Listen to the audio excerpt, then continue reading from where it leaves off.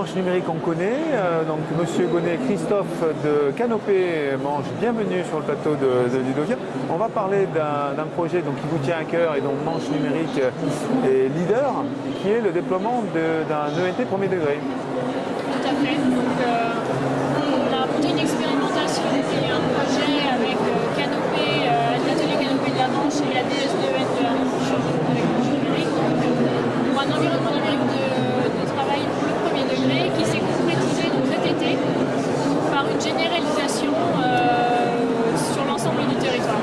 Alors la Manche, on peut rappeler un peu combien d'écoles ça concerne public, puisqu'on est dans le public. Donc là, on est sur un projet à 430 écoles publiques. À couvrir. Voilà, concerné en tout cas ce projet. Vous avez démarré par une expérimentation. On a commencé l'expérimentation sur 5 écoles, réparties géographiquement avec des typologies un petit peu différentes, etc. La ville.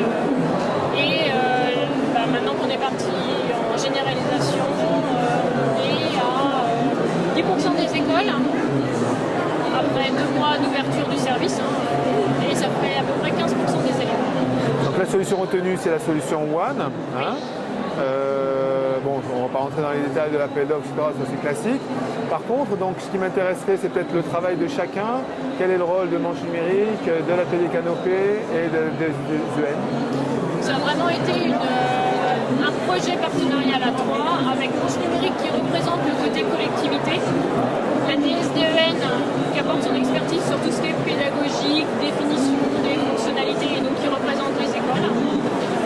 Canopée pour les ressources. Donc, il travaille à partir de maintenant, c'est-à-dire que dans l'appel d'offres, les ressources ne faisaient pas partie de la réponse ou de la demande en tout cas. En revanche, maintenant, à partir du moment où on déploie l'ENT dans les communes et dans les écoles, nous on intervient, on prend contact avec les communes, les directeurs, pour les conseiller, pour les assister sur le déploiement et l'installation des ressources dans l'ENT. D'accord. Côté collectivité, l'ambition, c'est quoi?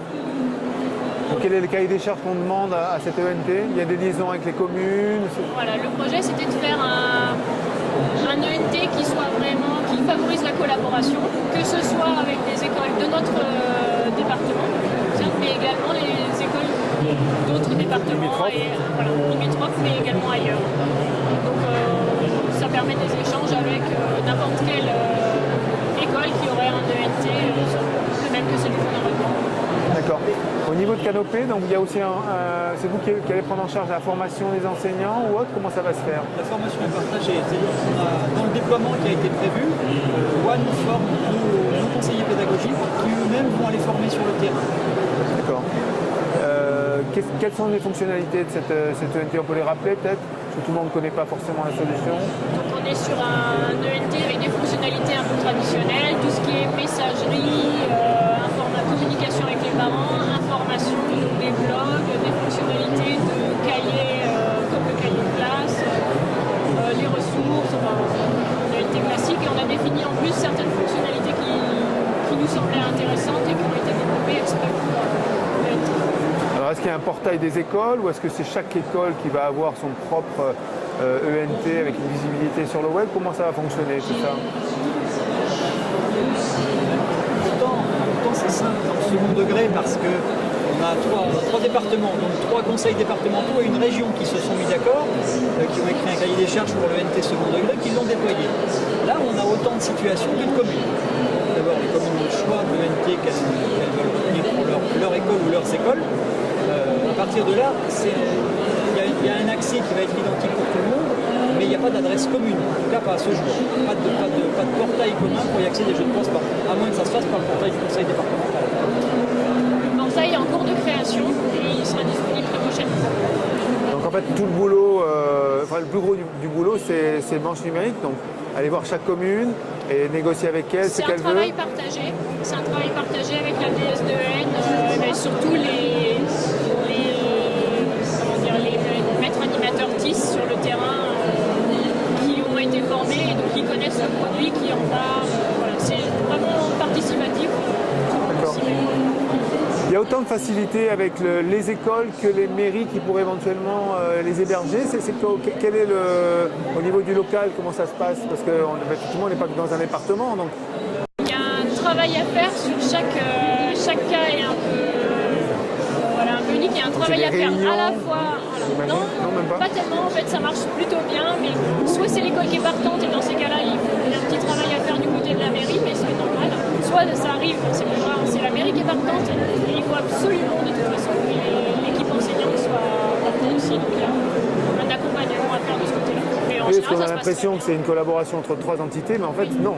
C'est 3 que entités ça. plus les 450 couples qu'il va y avoir à générer. Donc c'est quand même un gros chantier, non? Exactement, parce que la plupart du temps dans le département de la Manche, c'est une compétence au niveau de la commune. Donc c'est vraiment un niveau de granularité très fin. Pas d'interco. Il y a très peu d'intercos qui ont la compétence. Ah oui. Il y a des intercos, mais elles n'ont pas la compétence. Et non pas la compétence, c'est l'école. D'accord. Donc vous avez parlé de 10%. C'est quoi l'objectif L'objectif c'est 100%. Hein. Oui, mais quand?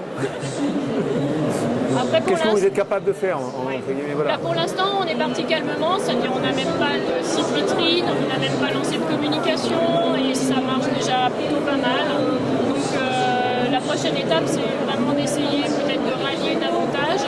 Pourquoi pas, on pensait à faire un événement pour informer et accompagner davantage, communiquer aussi sur ce qui existe déjà, les usages qui ont déjà été déployés. Alors sur les 10% qui ont déjà un peu testé la solution, au niveau de Canopée, quel est le retour des enseignants? Parce qu'on n'a pas parlé d'eux.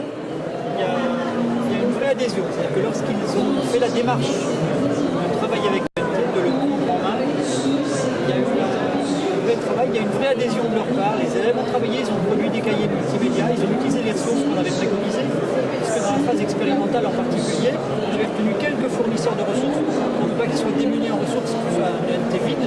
Donc il y a un cas, je crois, où le travail, le résultat n'est pas satisfaisant. Tous les autres cas dans la phase expérimentale, ça a été très très satisfaisant. Alors l'atelier Canopée de la Manche, je ne connais pas, c'est une grosse structure. Est-ce que vous êtes capable d'avaler dans le futur ces 450 écoles avec autant de, enfin je ne sais pas combien il peut y avoir d'enseignants concernés? Ça fait quand même beaucoup, non? Alors, comme l'a dit Agathe à plusieurs reprises, d'abord c'est un travail partenarial, et puis on peut déployer ça dans le temps. Et je pense aussi que le fait que cette ENT soit, si on arrive à avoir un ENT unique dans le département, ça va faciliter le déploiement. Il faut aussi se dire que la Manche est un département rural quand même. On a affaire à des élus qui ne savent pas forcément ce que c'est qu'un ENT, ce que ça peut apporter. Ce travail, on l'a fait en amont pour leur expliquer globalement ce qu'est la classe numérique aux élus, aux directeurs d'école. C'est-à-dire que ce n'est pas uniquement un ENT, c'est aussi des ressources, c'est aussi un tableau numérique, c'est du matériel d'accompagnement. Tout ce travail-là a été fait en amont. On peut espérer que maintenant, cette base-là va nous servir pour déployer plus largement. Est-ce qu'il y avait des préalables? Est-ce qu'il y avait des écoles qui étaient déjà parties sur une autre solution, qui avaient déjà leur portail des écoles, entre guillemets, à eux? On n'a pas, il ne s'agissait pas d'empêcher les initiatives locales, les expériences que souhaitaient les enseignants. Ça veut dire que certains enseignants sortent de classe, maintenant pas forcément une école, mais un enseignant peut très bien avoir fait le choix il y a quelques temps d'opter pour un ENT et de le tester sur une année. Ça s'est fait. Et puis finalement, on s'aperçoit que ces enseignants-là optent aujourd'hui plutôt pour la solution qu'on leur propose. Donc vous êtes, voilà, vous touchez tout le monde, il n'y a pas le dernier des Mohicans qui lui a la solution miracle et qui ne veut pas rentrer dans le... Voilà. Et pour nous, l'homogénéité, c'est quand même la clé. Ah oui, pour la formation, pour le suivi, pour tout ça. Bien. D'autres points? Non? Il y a du boulot, quoi, en gros. Et on a pour les années qui viennent. Bon. Merci. Merci beaucoup. Merci.